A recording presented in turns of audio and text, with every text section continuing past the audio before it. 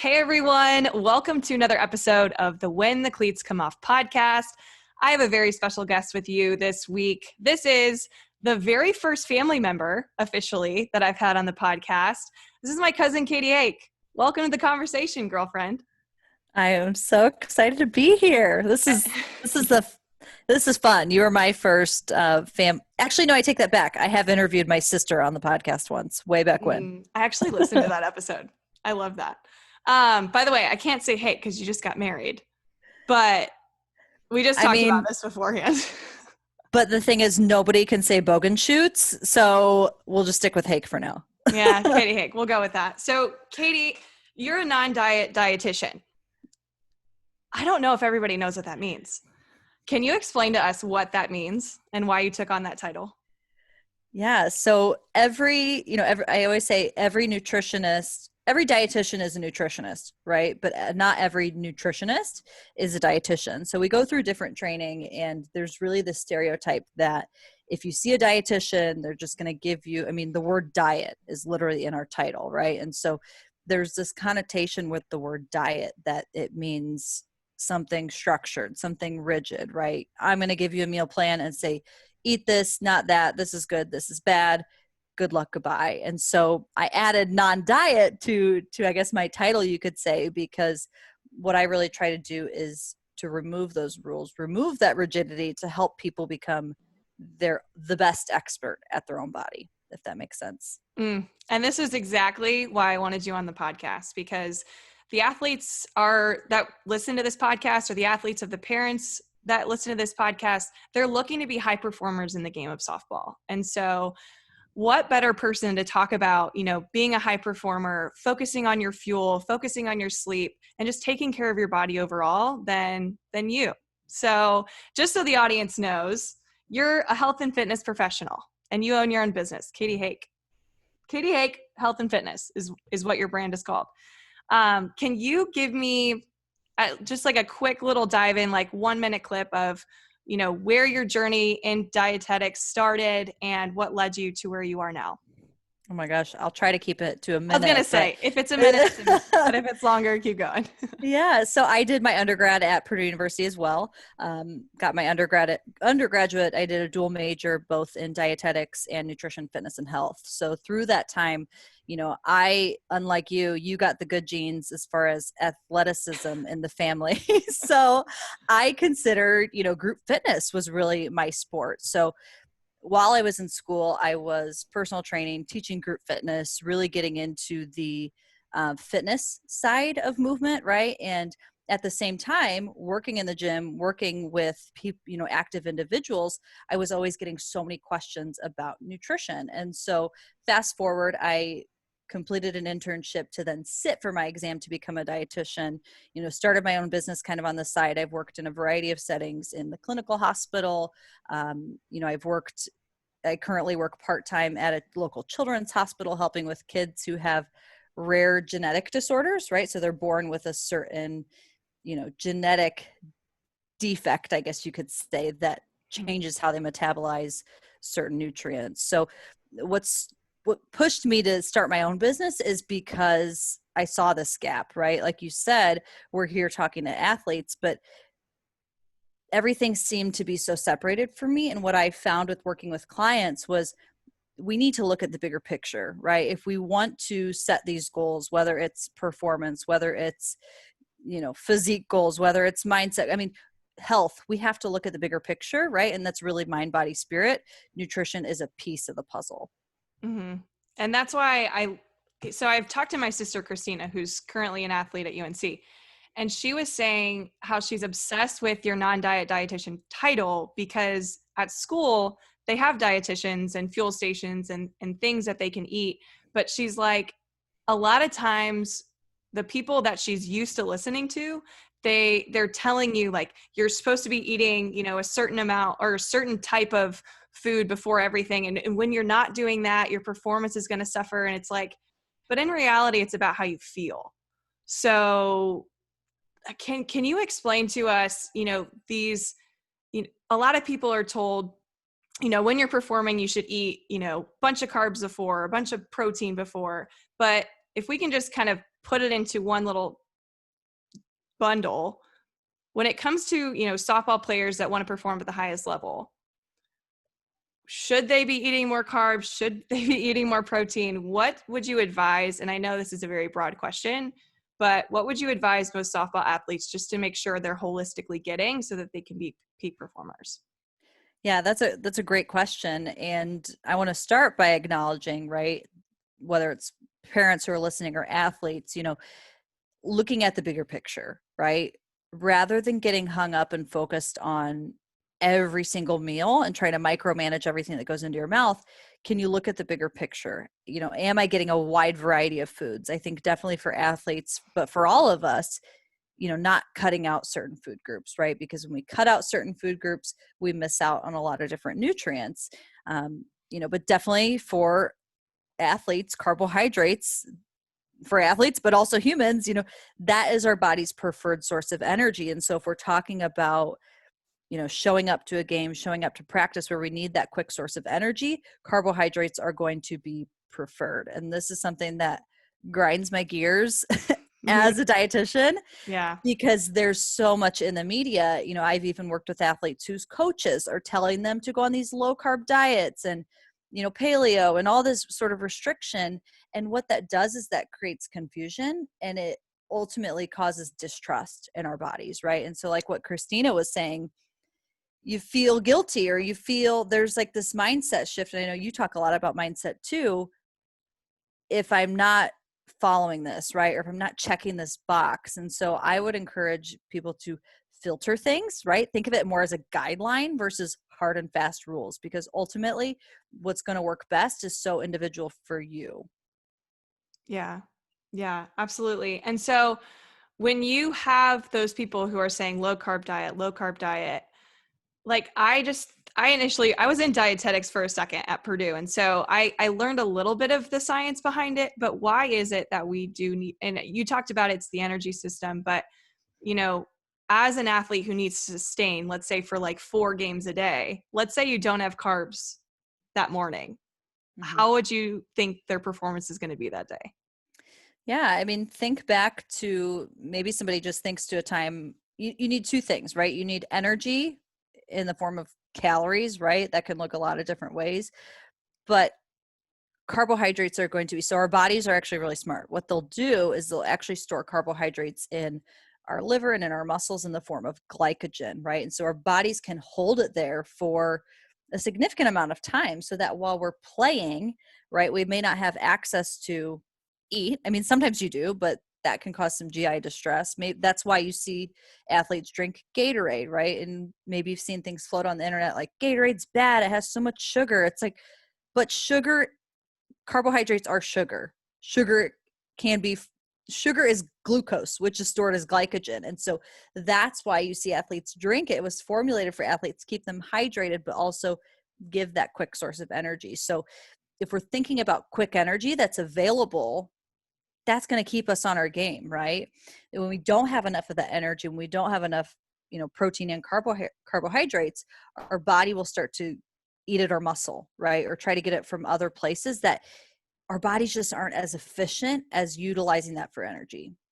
Yeah. And so what are a couple things that when it comes to carbohydrates are good for athletes to eat, like oatmeal, things like that? Yeah, oatmeal. I usually encourage athletes to do a combo, right? So not just if we're talking about pregame fuel, combination of carbohydrates, but also protein. Mm-hmm. So oatmeal maybe mixed with milk, or oatmeal with some peanut butter in it. Carbohydrates can also be fruit. So I love like peanut butter. Why am I drawing a blank? Peanut butter, banana, English muffin, right? Yum. But that looks individual Yeah. for everybody, right? Because Mm-hmm. you may find that peanut butter may have too much fat in it that just doesn't sit well in your stomach, and you'd prefer, maybe nuts instead. So if someone's listening and trying to figure out like, what is the best thing to eat for me, keep a food journal, write it down, not just writing down what you're eating so you can look at the composition, but also how is it making me feel? Was I able to get through that workout a little bit longer than did I tank earlier than I did last week? And then you can start to connect the dots with what really makes you feel your best. Yeah, I love that you mentioned that, because there are days where, I love journaling. And there are some times where athletes are like, I had such a good day last Saturday. Like, I had the weekend of my life. Every single strike I got, I crushed it. And I'm like, so you were like there, you were mentally, physically there.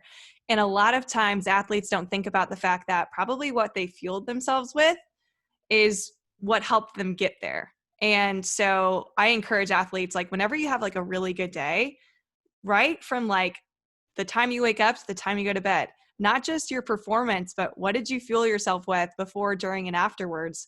Because I'm a creature of habit. And when one thing works, I want to continue to do that. And I found, in college, when I played my best, I started every single morning with oatmeal. And I did that because most hotel breakfasts were not good.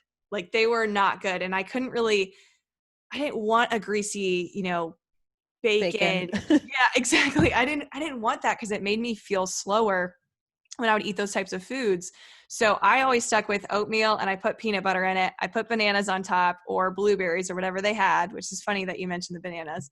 But yeah, like, they're just simple ways to like change it up, but also know exactly what's going in your body. And I felt like oatmeal in that way, when you deck it out correctly, Mm-hmm. is really good.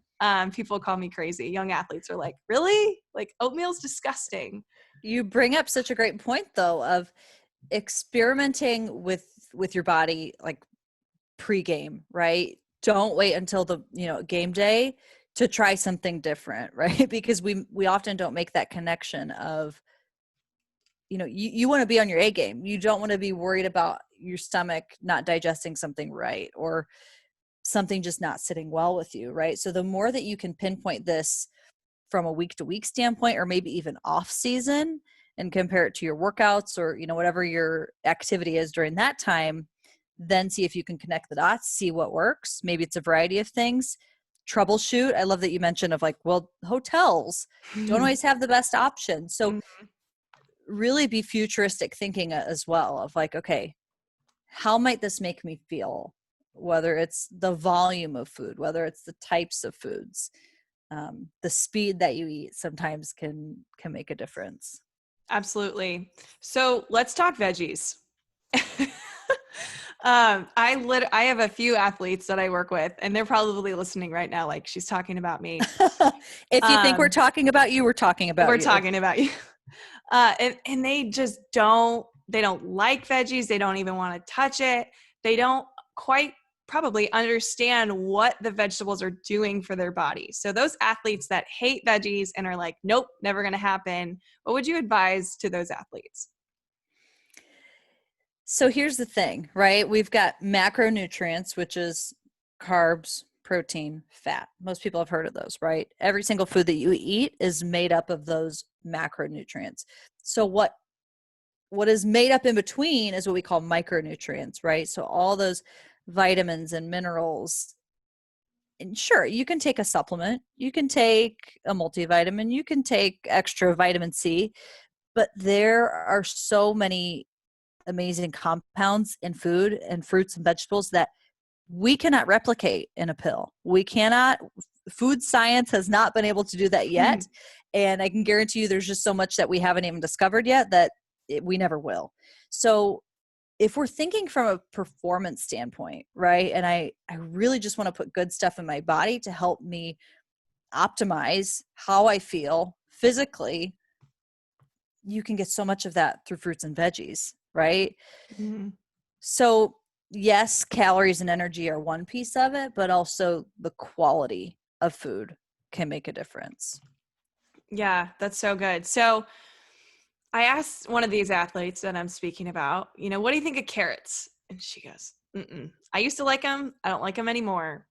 But I always try to think, okay, what could you substitute a carrot with? Like, carrots are carrots. They're good for your eyes. Like, all these, again, performance things that you can get, or I don't want to say performance things, but things that can make you perform better. I know physically, because I've studied it, what these fruits and veggies can do for us.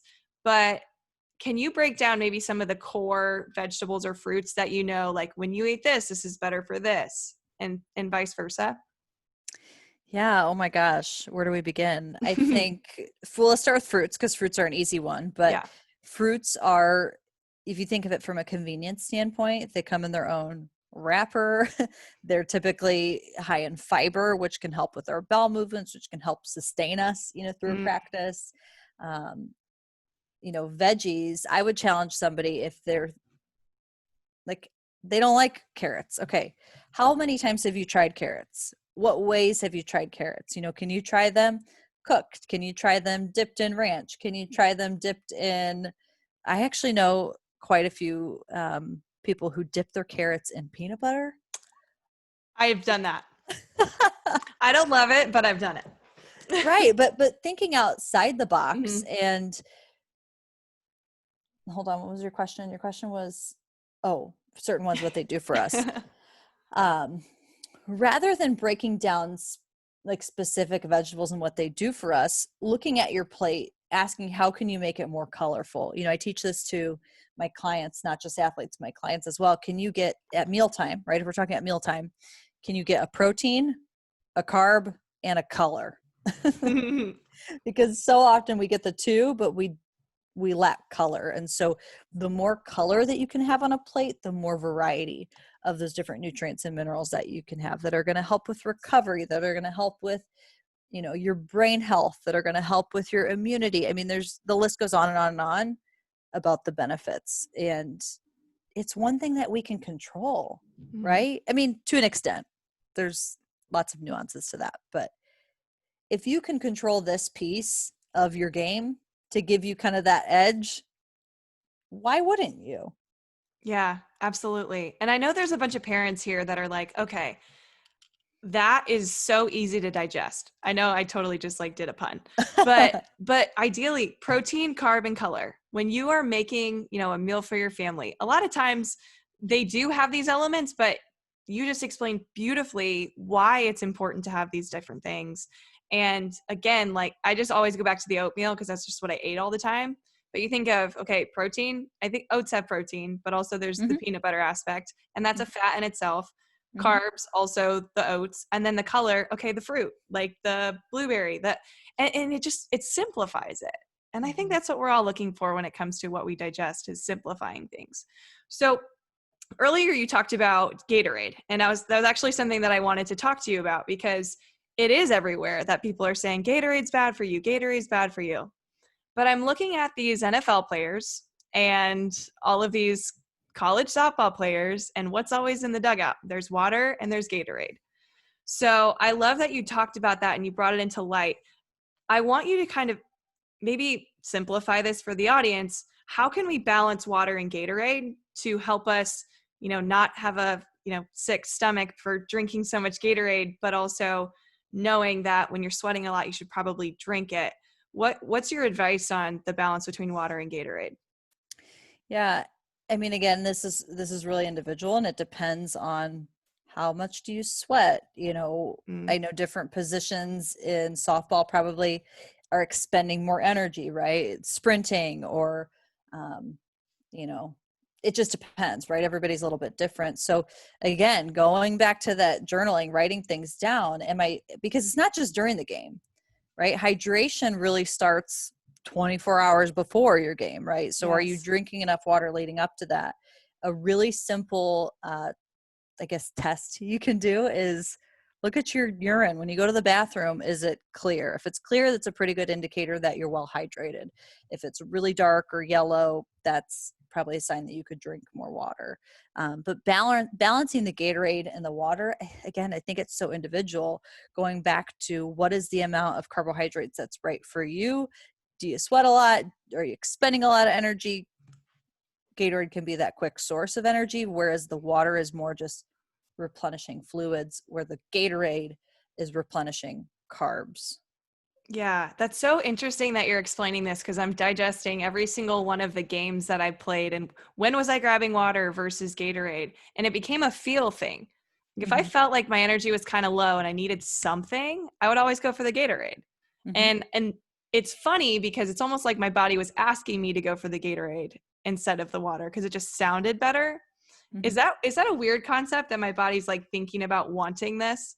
No, because it's sugar, it's quick energy. That's why it's such a great product that people use, that athletes use. I mean, this has been around for years. Like clearly they they use it for a reason. You know, these people are performing at a high level. They have experts, you know, they have, gosh, all the resources in the world for their team. There's a reason that they use that. Yeah, absolutely. And I was just thinking about my professional career in Texas. We played in the heat of summer down in Texas, and it was 120 degrees on the turf. Mm. And this was the first time I was exposed to this. And I'm not sure how much you know about it, but I'm going to ask it anyway. We used to get these frozen little pickle ice cubes that we were served up.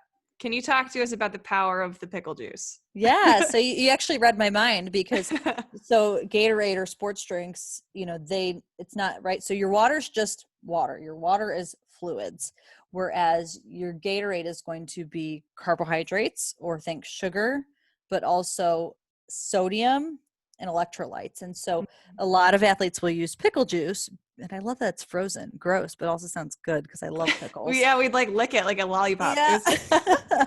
I know it sounds so It's so disgusting. funny. So disgusting, but it probably was so good, right? Because when you're sweating that much, you're also sweating out sodium.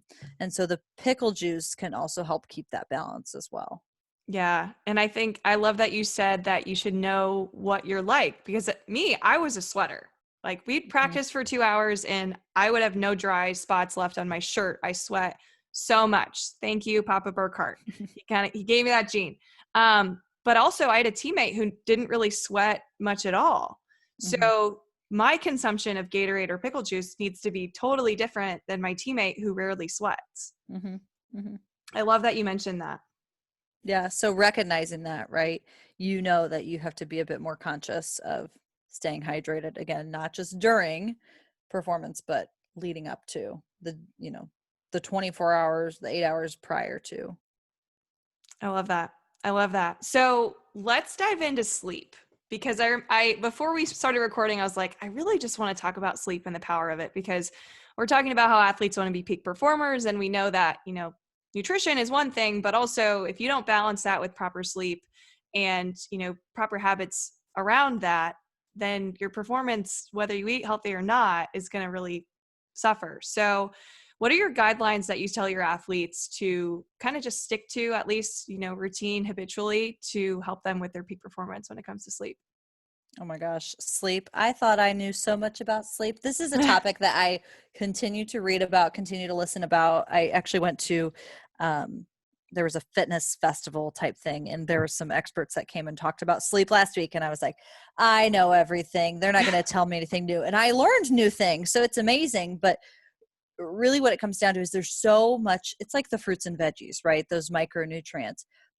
There's so much that happens when we sleep, as far as recovery, as far as, you know, our muscles are rebuilding. There's our brain activity. Like there's just so much that's happening during that sleep. And so from a nutrition standpoint, another thing that a lot of people don't connect the dots on, actually think back in college when you were up really late and you stayed up too late studying. How was your appetite the next day? What kind of things did you want to eat? Probably, greasy food, just like something. Yeah. Honestly, that's probably exactly what I was thinking. I was just like something greasy, just something that's going to taste good. You wanted like donuts, you wanted like chips, like Yeah. just whatever, right? And Yeah. so that is not a coincidence. I mean, so if we're talking about sleep and performance, if you're not getting enough sleep, what happens is that we can have increased ghrelin, right? And so ghrelin is that hunger hormone, right? I think of ghrelin as like a gremlin. It's like that thing that just drives the appetite, that really makes you hungry. And so when we don't get enough sleep, that can kind of go all out of whack and make us, crave certain things that maybe don't make us feel as good physically, especially when it comes to performance. That's good. That's so good. And I've never heard of ghrelin before, and now I want to do research on it. Yeah, ghrelin and leptin are your two hunger hormones. Mm. So if we think of sleep and recovery, I mean, if you're lacking in that area, I mean, everything else in your body is going to suffer because, it's like overtraining. Yeah. If we try to lift weights every single day, we're just constantly tearing the muscle. We're never giving that muscle that time to stop, Mm-hmm. rebuild and repair. And so we can kind of think of sleep the same way. So should all athletes, depending on how old they are, still sleep the same amount, or the older they get, the less they need to sleep? What would be your guidelines there for how much sleep we should get? I think that definitely varies, especially, younger athletes. And you can probably relate to this, like when you're in high school. I know when I was in high school, I could sleep so much, like, Yeah, me is too. because we were growing. And so we needed, again, think of that growth. We needed more time essentially to grow. It took a lot more out of us. So it definitely varies on the spectrum of kind of age and what other things are going on. Yeah. So we should just stick to the 8 hours at least. Like when we're like, I don't know how many I'm going to get, but I'm going to get at least 8 hours. We should stick to that. And then if we sleep longer, we sleep longer. Oh yeah. The conference or whatever I went to last week, they said there's a very, very, very, I can't remember the statistic, but a very small percentage of humans that can actually function and not see any damage, I guess you could say, running on 6 or less hours of sleep. Most people need 7+. Yeah. I can't tell you how many times, especially when I was younger, I'd go to like a sleepover one night, and then the next day I was supposed to be at a tournament. And of course, at sleepovers, you're like watching movies, you're baking brownies, probably not even eating the right things because shoot, sugar before bed, I don't think is a good thing. And then the next day I'm just so tired and I'm just lazy the whole day. Mhm. And my performance stinks. And, when I'm a kid, I don't realize that that's a thing, but I think it's good to just at least think about it. And like when you do, let's say have 4 games one day, maybe not stay up late, maybe wait to have your sleepover another week. And that's just when it comes down to sacrifices you got to make sometimes, especially when you're playing to get a college scholarship or do those type of things, it's very necessary for you to think about that. But when you're younger, you can kind of have a bad day and it be fine. Right. But I'm glad we talked about this because when it comes to being a peak performer, I study it a lot now, especially with like high CEOs or just owners of multi-million-dollar companies. I'm just researching this stuff, and they take their sleep, they take their nutrition, and they take their exercise to like a whole nother level. And no wonder why they're on top. No wonder why they're able to make this billion-dollar company thrive, because they're taking care of themselves. So I know some athletes are like, well, I'm not a billion-dollar business owner, but how can that relate to me? I just think of it as, if you want to be good at anything, you have to at least be aware of, what you're consuming, how much you're sleeping, and your physical activity. And most athletes right now, they got the physical activity part figured out. Right. And I wasn't planning on asking you this question, but I know you love the fitness side of all of this. And I know some people were just stuck in quarantine and didn't know what to do physically. And now that we're coming into fall and then winter where kids can't play outside a whole lot, what are a couple things that maybe from their houses or let's say a close by gym that athletes can do to at least take care of their fitness, maybe when they're not playing or in season, so that they're still taking care of that element when they need it? First of all, that's such a challenge, and I want to give like a shout out to any parents Mm-hmm. listening who like, you made it this far, like just keep trucking, because it is no joke. For me personally, and I know for a lot of my clients too, it's been a mindset shift, really. Mm-hmm. I want to say acceptance a little bit, of just accepting that things are going to be different in this time. And so it may not be realistic for you to get outside and go for a walk or to run, however many miles. And so getting really creative about what movement looks like, whether that's, we are blessed by the internet. The fact that you're listening to this podcast, you are blessed because you have access to technology. So maybe that means pulling up a dance video on YouTube, or trigger point is like, I love that resource for foam rolling and like working on mobility, Mm. just thinking, how can I just move my body in a way that feels good? Maybe it's different. Maybe it's, maybe you're trying to learn a new skill. Maybe you're trying to do a handstand. I don't know, work on your, work on your coordination by doing something like that. But I would say just make a goal to move your body every day, but be flexible in how it looks. I mean, that's like goal setting 101, right? Be firm about your goals, be flexible about your approach. I love that. We need that on a t-shirt. Right? I didn't think of it. I don't know where it came from, but it is good. I do love that. And I'm really glad you mentioned mobility, because that's another aspect of athletes who compete at a high level. You have to be able to move in so many different directions. And I see catchers that they get stuck in the squat and they're not focusing on their mobility, and then they get hip and they get knee issues. So what's some simple ways that athletes can work on their mobility? I mean, I'm sure there's a bunch of maybe people you can find free workouts on YouTube, but where would you send those people who know that they need help with their mobility? Oh my gosh, that's a great question. Before I forget this, we're talking about mobility, we're talking about movement, sleep, food. I hope people are starting to recognize, like, looking at the bigger picture, and whatever stage that you're at in this journey of, of your goals. Essentially, we all want longevity, right? And if you want longevity in sport, you really, again, have to look at the bigger picture. And like you said, when it comes to mobility, we got to be able to move well. Otherwise, what's going to happen in 10 years?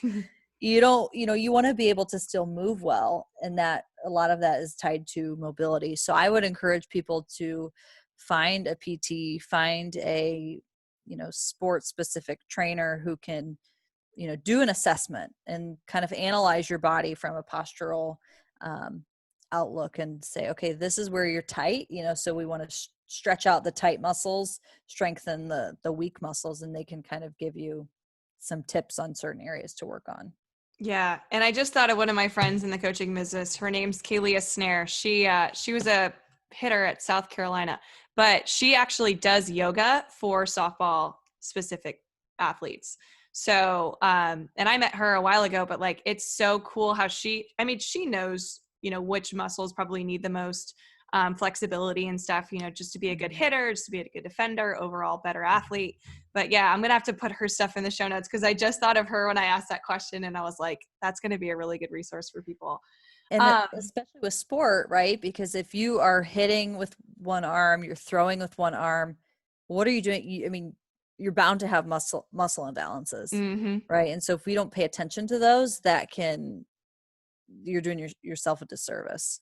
Absolutely. Absolutely. And this is a question that I wanted to ask just holistically. Parents, they're setting the example. They, like, whatever they're doing, their child is likely going to follow in their footsteps. And when it comes to nutrition and sleep and mobility and things like that, how pivotal do you think it is for parents to take that stuff seriously for themselves? Because, there might be younger eyes watching. That's a great question, and a tough question. Yeah.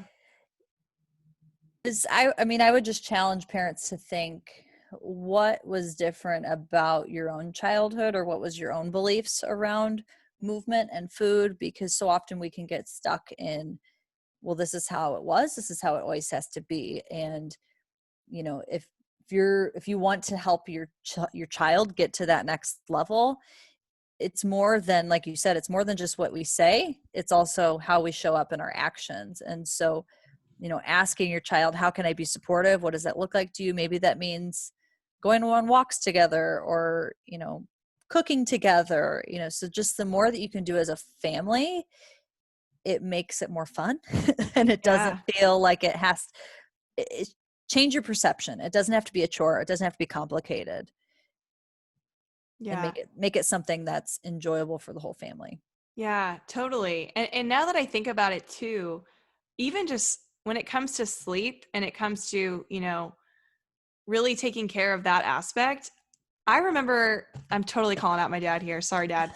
But he would be up until sometimes like 1 a.m. watching a movie. And I'm like, man, like, I can't wait till I'm older. I get to stay up till 1 a.m. and watch movies. And like, I don't have to sleep as much. But ideally, now that I'm older, I'm like, I don't know if I want to stay up till morning. I go to bed at 9:30, like, No because way.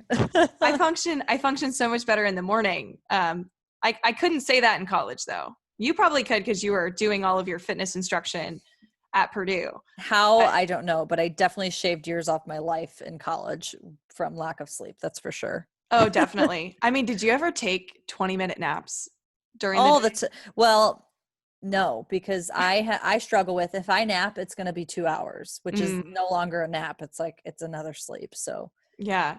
Yeah. that was always a dangerous, slippery slope for me. It's so funny. I remember having, I think, like a 30-minute break between classes, and I would literally take the 10-minute walk to my apartment, take a 10 or apartment, my dorm, take a 10-minute nap, and then go to my next class. Like that is so much effort. It Why? w- Why it did we do those was things? it was so much effort, but I mean, we had 5:45 a.m. workouts. So it was like if I was up studying late last night and I only got 5 hours of sleep, I got to find sleep somewhere. So I did what I Yeah. took. There's mixed well, I take that back. I would encourage it, if anyone finds it interesting about just naps, do more research about just the quality of sleep too, because from my understanding, if we don't get into those deep REM cycles, which are different for everybody, you may still wake up tired if Mhm. you're not getting the right amount of sleep, or Mhm. if you're getting naps or things like that. It's super Yeah. interesting. It is. All of it's so interesting. And I love that I'm sure you're doing it for your own knowledge, but also, I mean, you're researching for your clients as well. It's so cool that you're doing all this research on different aspects to help athletes and just normal people in general become better holistically. So I wanted to do something fun with the fact that, and I love that you talk about just the holistic, bigger picture a lot. So I remember going to tournaments and waking up at 4 a.m. and having to get on the road to go play. And McDonald's was always a thing because my dad wasn't going to wake up at 3:30 to cook me eggs before we go travel to this tournament. So when you mention bigger picture, it's like, okay, when my family goes to McDonald's, because we don't really have a choice, it's not going to just ruin everything. Like it's not gonna ruin all the stuff that's going on for us when it comes down to performance. I mean, I could tell you my exact order I would get every single time we went to McDonald's. But so when you're saying this, are there specific foods, and this might be tough, I don't know. Are there specific foods like when you go to McDonald's, you should probably avoid or try to get, versus, the homemade cooked meal that maybe you don't always have the option to get? Yeah, typically foods that are higher in fat tend to be harder to digest. So typically for athletes, right, we don't recommend high fat meals. And so when I think of McDonald's, we're getting the McGriddle that has, you know, the gosh, I don't even know what's all, like It's like the syrup. sausage and the Yeah. syrupy, right? Like that may just feel heavy. So from a digestive standpoint, it's going to be harder to break down. It's not going to be high enough in carbohydrates, right, for you to use for that glycogen, for that quick resource. But again, I mean, if that's something that is typical for you, that you have to do on the weekends, get creative. Look up the menu before, or are there different things that you can bring, right? So maybe you end up just ordering an egg from McDonald's, but then you also bring a piece of fruit, right? Getting creative especially when traveling, because that can be tough for sure.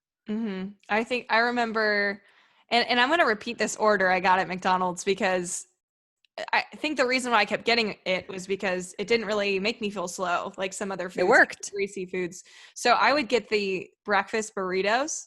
So it's Mhm. like the tortilla with the eggs and the peppers and stuff inside it. There was sausage, but when it came down to it, I remember I'd scarf down 2 of those. I'd have some OJ, and I'd take a nap because depending on the trip. But that You was got your carb, your protein, and your color. There you go. exactly. So without even knowing what any of that was when I was growing up, that's what I went for. I love that you're describing this because, when it comes down to fast food, it gets such a bad rap, I think a lot. Mhm. And for good reason. I mean, I think there's some people only eat the stuff on the fatty parts of the menu, and it does affect you. But also saying, okay, it's okay to go to McDonald's when you need Mhm. to. Mhm. But I also want to talk into the fact that, a lot of times my mom would prepare sandwiches for the weekend and pack like cheese curds and fruits and vegetables and things like that. And we just put it in a cooler for the weekend, and we kind of just eat most of our snacks from there. So are there some things where, easy things that people can travel with or plan before a weekend so they can avoid maybe hitting up McDonald's, probably saving $1 too, to go grab? Yeah. First of all, I don't want to demonize fat, right? We're talking about fat too, though. Recognize listening. Fat's not a bad thing, but if we're talking about performance and just comfort, it's not going to be priority, I guess is a way to look at it. But definitely, I'm just imagining a cooler. I mean, things like cheese sticks, cheese and crackers are really easy to grab and go.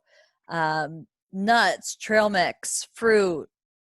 There's so many different products out on the market now that are so easy to grab and go. They even make like applesauce, like the squeezy things, right? If you're thinking, okay, I'm in the run, I gotta go quick. I don't even have as much time to chew, which, hey, I mean, that's life. Grab one of those squeezable applesauces. I mean, there's so many different products out there. Fruits and veggies are going to be great. But sometimes you need something quicker and easier. And so that's where more of your convenience type products come into play. Yeah, so good. And I know granola bars are something that we should probably be eating more of. I'm curious for my own, self-benefit. There are probably granola bars that we should avoid versus ones that are probably better, is my guess. I mean, there's definitely granola bars on the market now that are like dipped in chocolate and drizzled with sprinkles. So, you use your best judgment. They have a lot of different ones that are primarily, oats and dried fruit. I'm a big fan of the Kind line. Now, I don't work for Kind, but they taste good. Yeah. And they also have, good quality ingredients in them. Cliff is also an easy because they make bars that are dense, right? Because if you're an athlete, you don't just need a 100-calorie chewy bar. Like you need fuel, right? And that is not, I don't consider for an athlete, I don't consider a 100-calorie bar a snack. I consider that like a bite. Absolutely. So sometimes thinking of how can I get more bang for my buck, right? So like the Cliff bars, for example, tend to be a lot more dense.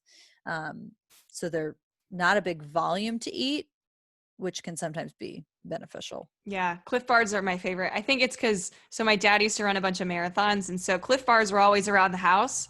And I was like, man, these are actually pretty good. But the thing is, they are kind of like a meal. Like when you say dense, they are dense. Like you eat one of those, you don't have to eat for a couple hours. Yeah. One thing I will say to look out for with bars is some bars can be, if you're thinking of like your Quest bars or more of like your protein type bars, a lot of those can be packed with what we call sugar alcohols. And if you've ever eaten like a lot of sugar-free items, for example, they are not very nice on the GI tract. Yeah. So that might be something to look at when you're looking at bars as well. So sugar alcohol is like high fructose corn syrup and things like that. Is that what you're describing? Or usually if it ends in like TOL, that's what we call sugar alcohol. Gotcha. Man, there's so many questions that, I want to ask you more, but I mean, this conversation alone is going to provide so much value to other people. We've covered most of the bases that I wanted to cover, but one other thing that I wanted to discuss, we talked about Gatorade, but we didn't tap in too much of the hydration aspect. And I wanted to make sure before we signed off that we hit this one. When it comes to how much water should we be drinking a day? And I know that changes depending on how much you sweat, things like that. But what can, athletes and parents take home from this conversation of, hey, we really should probably take more control of this? And I know you mentioned, the P test and things like that, but, what's a pretty good guideline for hydration? What I would say my best tip, honestly, is get in the habit, adults, everybody, get in the habit of just keeping a water bottle with you at all times. Because I don't know about you, I don't think about drinking really until I'm thirsty. And you've probably heard this before.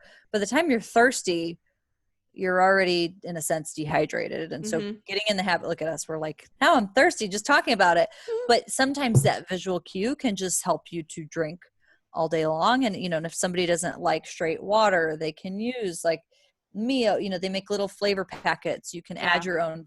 I'm a big fan of just adding your own fruit to kind of infuse the water. And then you could do like frozen grapes or gosh, there's so many different varieties. If you go on Pinterest, just look up like flavored water, and then you can eat the fruit after as like a snack. So keeping water with you at all times can just be a really great habit to develop. Yeah, absolutely. And I always advise, go grab 5 big gulps. Don't just grab like 1 gulp and put your water down. No, go for 5 big ones. I mean, it's nothing to like make your stomach full or anything, but when you drink it, like intentionally drink it because your body's going to need it. Another habit that really helps me, if somebody individually, figure out how much water that you need that makes you feel best. So for me, I aim for like 75 ounces per day. And of course I don't have it with me, but what I like to do when I'm in my routine is I fill up these 3 water bottles. So that would be, how much are they? They're like 25. What's 25 times 3? That's 75 math. Okay.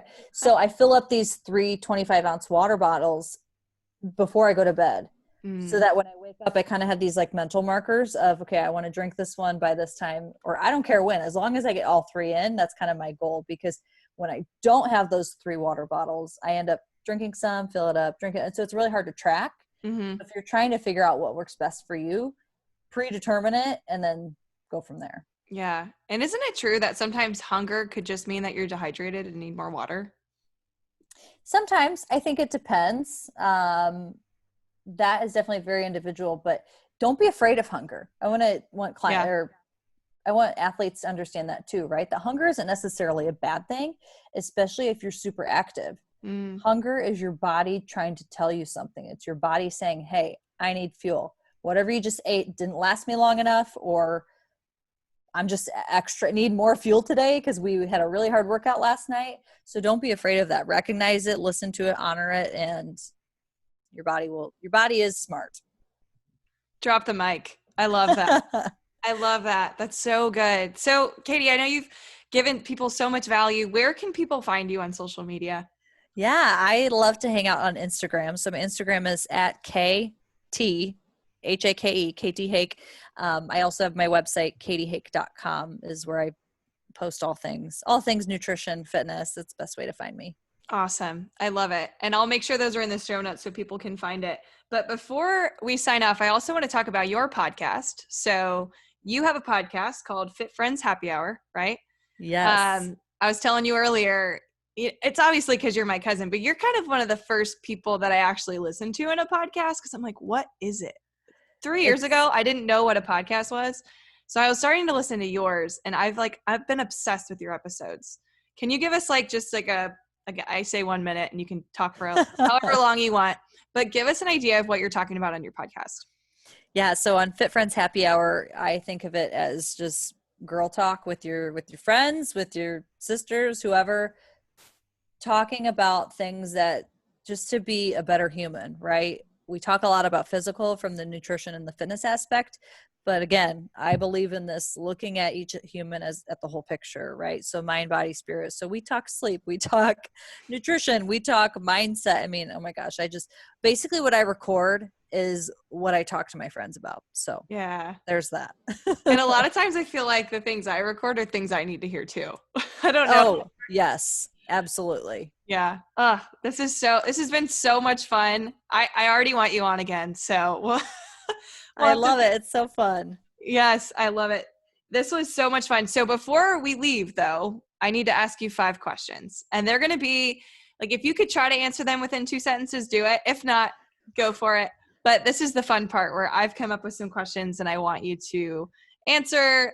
And that's the thing. I don't want you to think about it. Just rapid fire. Whatever comes out, but we will go into this. But before I ask you these questions, I want to thank you so much for coming on. This has been so much fun. Thank you. It's been an honor. I love it. And wait, you're living, sorry, we could talk about this. Never mind. We'll have to edit that part. We'll talk about that later. All right. So first question that I want to ask you is, what do you love most about being a non-diet dietitian? What do I love most? I love seeing the aha moments. So I work with a lot of women who struggle with that all or nothing mentality. And I love it when I can see the light bulb switch literally go off like in their head, and it clicks and they're like, I get it. It doesn't have to be this complicated. Because for me, when they see that, and then when I see it trickle into their family, their kids, their spouse, their relationships, that to me is everything. I love that. That's one of the best parts about being a coach. You get to see that just everything just comes to light for them, and you're like, you don't need me anymore. Yeah. That's that too. That is a bittersweet moment. I always tell my clients that my goal for you is to get to the point where you don't need me. And it's sad. It's sad when we have that moment, but it's also very gratifying. Yeah, I love that. So, since this is a podcast with a lot of parents listening, I wanted to ask you, what is one of the greatest lessons your parents taught you growing up? Oh my goodness. To laugh and to be grateful. My dad is just the biggest goof, always knows how to just make you see the good. Yeah. And so I think they've always taught me, hard work and just don't take life too seriously. Yeah, he's a goofy dude. I love him. He is. He walks into he's just ridiculous, but I will never forget getting out of the car every morning. Like in school, it was always make a new friend, just, yeah, I love it. Aw, that's so much fun. I love that. So this one is a little more personal. So if you could talk to, let's say, your 12-year-old self, and you could give yourself advice, when it comes to some of the topics we talked about today, what would be something you'd tell yourself? I would tell myself, stop comparing yourself to others, because I struggled for many years in that comparison trap, different stages of my life, whether it was about bodies, whether it was about grades, whether it was about skills. I mean, so many different things, comparing, right? Mm-hmm. And when we can just put our blinders on, worry about ourselves, and realize that other people don't care as much as we think they do, right? Yeah. It allows you to just focus and step into the person that you're meant to be. Oh, I love that. And we didn't grow up with a whole lot of social media, and we were still comparing ourselves to other people. I'm along with you. But now that it's like social media has heightened that comparison game. And I hope that everybody just stops in their tracks and maybe re-listens to that part you just described, because that's why you are where you are now. You stopped comparing yourself to others, and now you're just thriving. Well, my favorite mantra for social media is like, don't compare yourself to somebody else's highlight reel, right? Because social media we put our best out there, right? It's like, it's our own TV show. It's our own whatever. And so remembering that, this isn't, it's not always real life. Yeah. And I think it makes me think of a Rachel Hollis quote. And I think it was something along the lines of, don't compare my middle with your beginning. Or don't 100%. compare your beginning with someone else's middle. I think that's what it was. So it's like when you're on this journey to become, let's just say, maybe a D1 softball player, comparing yourself to someone who's 4 years older than you isn't fair, because they're 4 years more experienced. So no wonder why they're going to be better, right? And you don't see their 4 years of mess ups. You don't see their 4 years of, people in my field will look at, how'd you get you didn't see that I failed all these tests, that I struggled, with all these different things. And so remembering that stay your route, stay your own journey. So good. So good. So who's someone that you look up to in the food space, sleep space, wherever, like who's your favorite podcast host, whatever, wherever you're learning, who's someone you look up to right now? Oh my gosh. It's all over the place. But one, because I feel like I'm constantly learning. I'm constantly reading books. I'm constantly listening to podcasts. I'm constantly just growing, right? Because if we're not growing and learning, that's not good. So right now, I think the biggest podcast person I'm into right now is Christy Wright. Just because at the time of this recording, we're in a pandemic still, and it has been crazy. And so trying to help keep me grounded. She's a woman, she is a Christian woman who, also is into business. And I don't look at my business and my personal life as separate. They are, they're integrated, whether I, Yeah. like that or not. And so keeping kind of my faith at the forefront really helps me to just filter decisions and life. So I that's love that. what I like right now. Is she the one that's on the Dave Ramsey, like Yeah. in Yeah. that loop? Okay. She's in a Dave Ramsey personnel, whatever you call it. I don't know. Yeah. That's so funny. I just listened to a podcast with her probably a month ago, and I was like, I've never known this woman, but I really like her. Yeah. I love that. She always has good stories. And what I enjoy at the end, it's because it's unique. It's not something that we're used to hearing in business. And she always has like journal prompts and things to really make you think. So I That's like awesome. people that make me think. Yeah, me too. That's why I'm obsessed with podcasts now. Jeez. Oh I yeah. love it. I love it. So before I ask this final question, like I said before, this has been an absolute blast. I hope everybody leaves this podcast wanting to follow you because of all of the amazing knowledge you have about how athletes can become peak performers. The health and fitness space is a million times better because of you. You helped make me a better person. And I just can't wait for people to keep hanging out with you on social media and, learning how to become better versions of themselves. Well, you're the bomb. And likewise, it has been just so fun to watch you grow over the years. I mean, I can't believe how is it 2020? How are we where we are? No idea. But it's been so fun to watch you grow. And we'll definitely, we will be sharing a link, or I'll share a link with you with just some more resources for parents and athletes who want to learn more about nutrition or aren't sure where to start. I'll share some of that with you. Oh, I love it. My podcast listeners are going to love that. So will it be in like a PDF format or something like that? Yes, we'll send Okay. you the link, and you can post the link on social or on the show notes. Aw, thanks. That's so exciting. I'm excited for everybody to dig into that. So if you love this conversation, go check out that PDF. I'm sure it's going to help anyone who wants to just be better in all aspects of, health and fitness and things like that, and nutrition.